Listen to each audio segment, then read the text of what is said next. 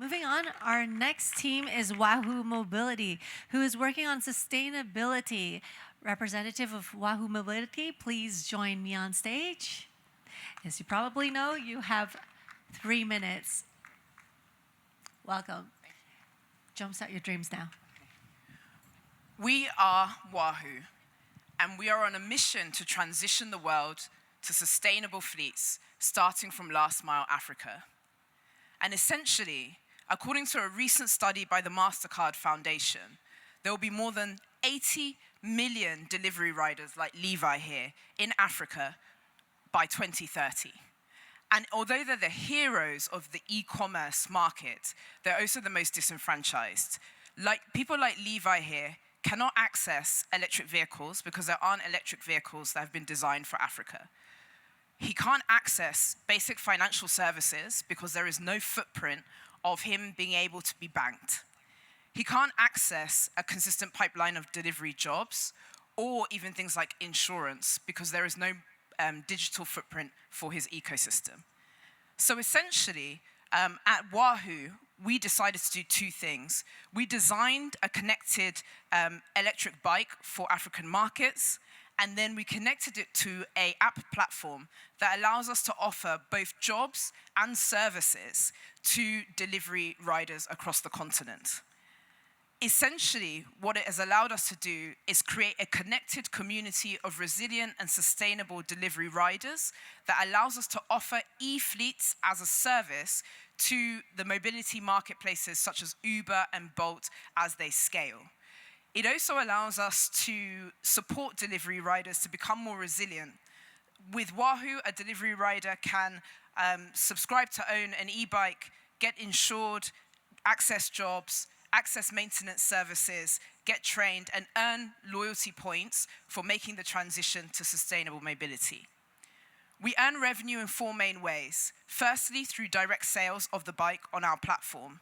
Secondly, we earn brokerage on deliveries fulfilled by our e-fleet. Thirdly, we earn brokerage on services distributed via our platform, like insurance. And finally, we are leveraging telematic data to essentially sell carbon credits on compliance markets. And we already have a buyer in the form of the Swiss government. Our traction to date, we went live in February this year, and we've already generated $400,000 of revenue. We are now operating in 2 African countries, but also, just as importantly, we've increased the earnings of riders by 3x. We've also offset more than 15,000 tons of carbon, avoided 15,000 tons of carbon using our bikes instead of petrol bikes in the market, and created hundreds of sustainable jobs. Hong Kong is a big market for us, particularly for supply chain partners as we set up our factory space, and also for talent access to engineers. To conclude, my name is Valerie Labby. I'm the co-founder and CEO. Please wrap up. And we have a really talented team. Thank you very much. Thank you. And judges, please proceed with your questions.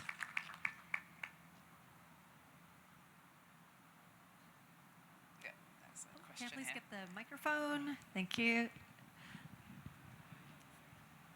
Hi. Do you operate a charging infrastructure for e-bikes? So we don't operate a charging infrastructure, but the bike that we designed essentially has 2 swappable batteries. So you can take the battery off the bike. And one of the USPs that we have is we actually designed our bike with the principle that as long as you can charge your mobile phone or your laptop, you can take the battery off the bike and charge at home through a normal 3-pin, which is really important, particularly in African markets where we don't have as much infrastructure. What's the time for a full charge?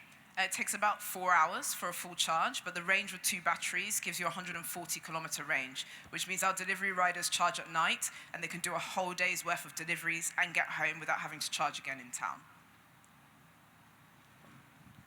Can you describe how is your maintenance services?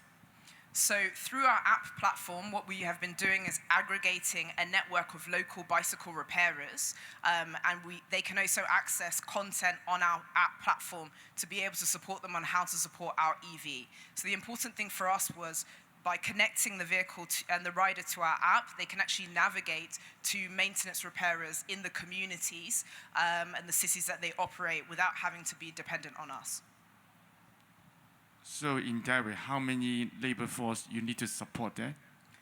So we have 30 people in our team, and we have the rest as riders as our customers. But really the important thing for us is to connect the riders to existing ecosystems. So as we scale, an example, we are in Accra now. We're just aggregating a network of maintenance providers. When we entered Lome, which is Togo next door, we did the same.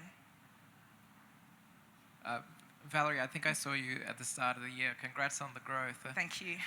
Could I ask you around the commercials with the e-commerce companies? Who takes the risks? So essentially, it's two-way in terms of our marketplace. So they aggregate vendors and get delivery.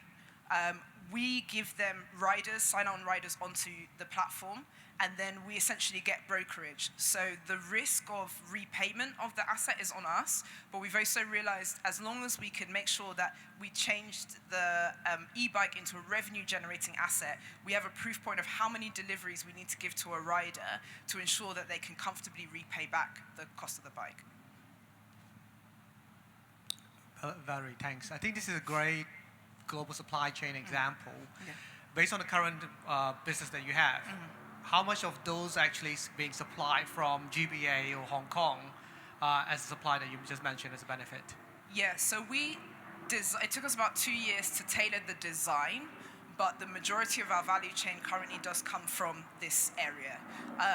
It comes from mainland China, and we're looking to diversify that supply a little bit. We do know that we can localize certain components like the frame and the seat over time, but we want to be working with partners, particularly on the battery technology, to try and drive affordability of the vehicle as much as possible.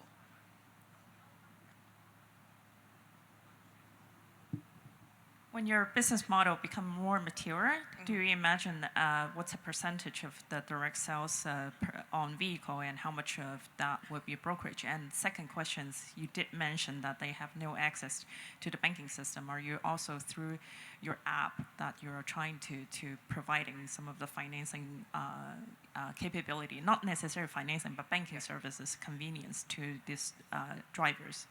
Yeah, so at the moment, what we've been focused on has been creating almost like a digital footprint for the rider so that they are bankable. Essentially, we have data on their earnings, we have data on them paying off a fixed asset, and then we also have data on how they ride with telematic data.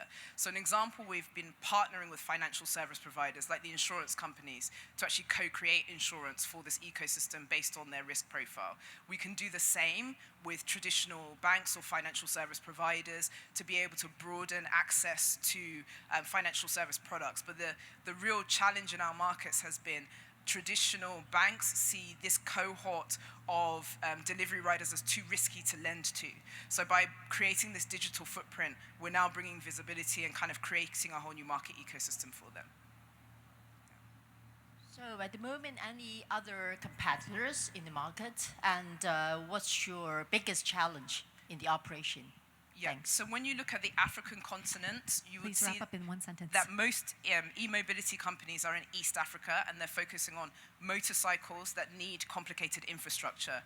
They're also not connected, so they're not looking at the rider themselves. Most of them just focus on the vehicle. So I think we are unique. We have a first mover advantage. We're the very first complete knockdown factory in West Africa as well. Thank you. Thank you. Thank you very much. Okay, thank you. Thank you. All right.